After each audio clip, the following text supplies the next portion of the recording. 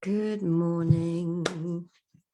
Question of the week time today. Happy Friday, guys. I had a question that came into my free Facebook group, the Freedom Group, and it was from a lady called Catherine.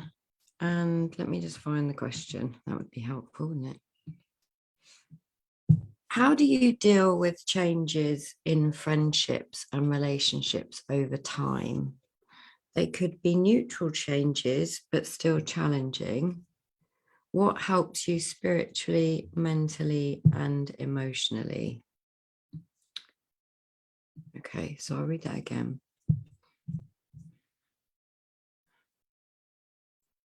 What helps you, how do you deal with changes in friendships and relationships over time?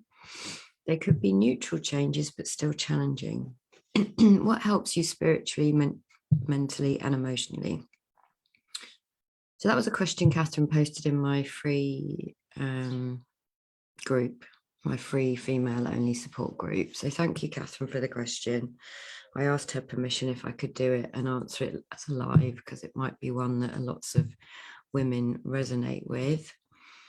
So let me know if you're watching this live. Let me know if you're watching it later. It'd be great to see you, to let me know if anything resonates with you. I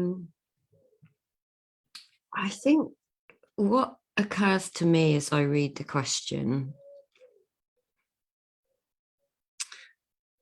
is that lots of us attach to friendships, to relationships, to other people, to feel a sense of connection, which is brilliant. It's what we're made for. We're made to connect. We're made to love. We're made to laugh. We're meant to be in tribes, right? So that's a great thing, to have friendships and connections and relationships.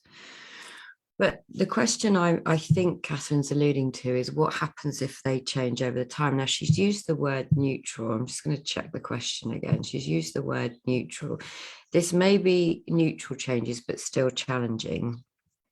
What helps you spiritually, mentally, and emotionally? Well, if you've got any advice for Catherine, it would be great for you to comment on this video and let us know what you found helpful. Or you could go to the group, the Freedom Group, and let her know what has helped you. But it's important to know that, like, as human beings, we love a connection, and that's important. And we were built to be in tribes, and that's not so much the case anymore. But the other thing to kind of be aware of is that everything in life changes. Every single thing in the world of form changes. So friendships, relationships, and if they're challenging, it's because there's some resistance to what is. And the way I see it is that people grow and evolve over time. So whilst I don't know if Catherine's talking about a particular relationship that's changing and it feels difficult for her, or if there's a friendship in her life that she's finding difficult. But what I do know is that women very rarely listen into their inner wisdom. They haven't been taught how to really hone into what feels right for them and what feels wrong for them. So you'll get a sense of someone's energy. That's just a kind of unconscious sense. And when something doesn't feel good for you, you'll feel a kind of inner discord. And that's what I work with women, and what I will be encouraging women to sort of look more deeply into on the 30-day challenge that's starting on Monday. It's about women kind of honing that skill. If you haven't been taught, A, that you're good enough, B, that there's nothing wrong with you, and C, you can trust your inner guide, you're kind of flailing about looking to the outside world for security. And we're looking in the world of form, but we're looking into where things are always changing and evolving. Now, I've had lots and lots and lots of different friendships in my life, and they've come and they've gone. And sometimes they've lasted for a small period, and sometimes they've lasted for a long period. And I have literally a handful of friends, well, two actually. One very good friend called Jessica, who I've known since I was 11, and we met at school, and another friend, my best friend Simon, who I've known since I was 15 and he was 13. And our lives over the last, I'm going to say 40 years now, which sounds a very long time, but it's kind of true. We've lived our lives through the nature of that friendship, but there's something about those two friendships which is solid. It's grounded in a deep love and a deep understanding. And then there's been other relationships, friendships that I've had that in the moment of my life, in that period of my life, were extraordinarily rich and positive, and they were there kind of at the right time for me, and I might have been there at the right time for them. But by the nature of life and change and people evolving, the friendships drifted away. Now, if you're someone that attaches a lot of importance on not losing relationship, and this is very important to the feminine. So if the feminine is how can I put this? If your inner feminine isn't evolved in an unattached way, she clings on to relationships. It's very important to her relationship. The breaking and the death of relationship feels painful to her.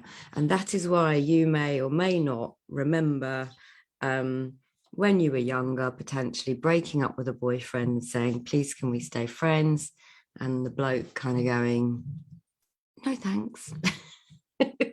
Because the relationship breakup, the death of a relationship isn't so painful for the male, for the masculine, the inner masculine. I'm talking about inner, but also in the physical world of form, male, female.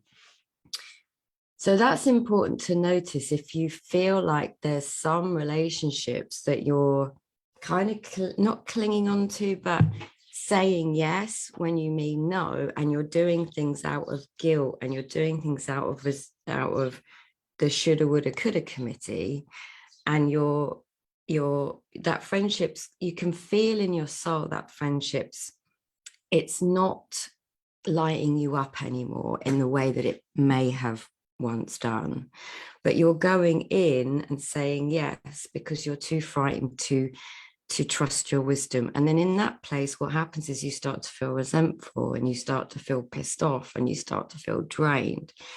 So there's what's helped me personally, Catherine, spiritually, mentally, and emotionally, is to really understand, firstly, that I'm okay. There's nothing wrong with me. That was a big thing.